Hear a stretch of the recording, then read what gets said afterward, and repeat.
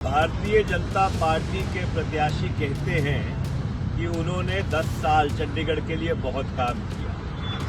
उनके मेयर और deputy mayor press conference करके कहते हैं कि उन्होंने चंडीगढ़ को पेरिस बना दिया।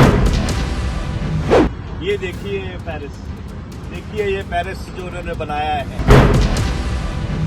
ये 10 साल में संजय टंडन और किरण खेर और भारतीय जनता पार्टी ने ये कूड़े के पहाड़ खड़े किए हैं यहाँ पे।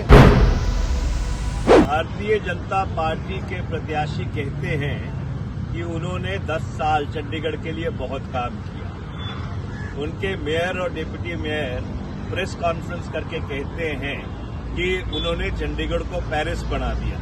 ये देखिए पेरिस, देखिए ये पेरिस जो उन्होंने बनाया है। ये 10 साल में संजय टंडन और किरण खेर और भारतीय जनता पार्टी ने ये कूड़े के पहाड़ खड़े किए हैं यहाँ पे। ये पेरिस बनाया है इन्होंने इस शहर को।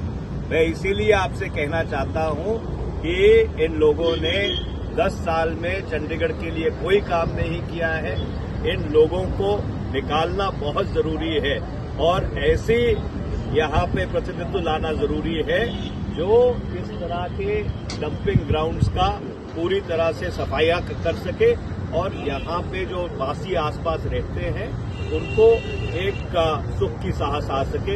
एक बार फिर ये है, these are the speaking monuments of BJP's development in Chandigarh over the 10 years. Please look carefully. These mountains of garbage. This is what BJP has given to the city in the past 10 years. Bharatiya Janata party के प्रत्याशी कहते हैं कि उन्होंने 10 साल चंडीगढ़ के लिए बहुत काम किया। उनके मेयर और डिप्टी मेयर प्रेस कॉन्फ्रेंस करके कहते हैं कि उन्होंने चंडीगढ़ को पेरिस बना दिया।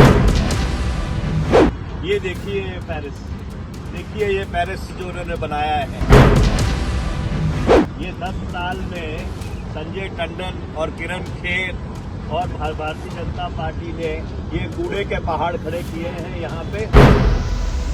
भारतीय जनता पार्टी के प्रत्याशी कहते हैं कि उन्होंने 10 साल चंडीगढ़ के लिए बहुत काम किया।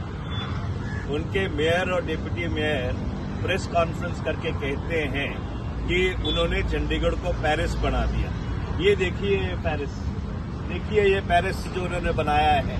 ये 10 साल में संजय टंडन और किरण खेर और भारतीय जनता पार्टी ने ये कूड़े के पहाड़ खड़े किए हैं यहाँ पे।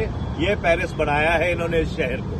मैं इसीलिए आपसे कहना चाहता हूँ कि इन लोगों ने 10 साल में चंडीगढ़ के लिए कोई काम नहीं किया है।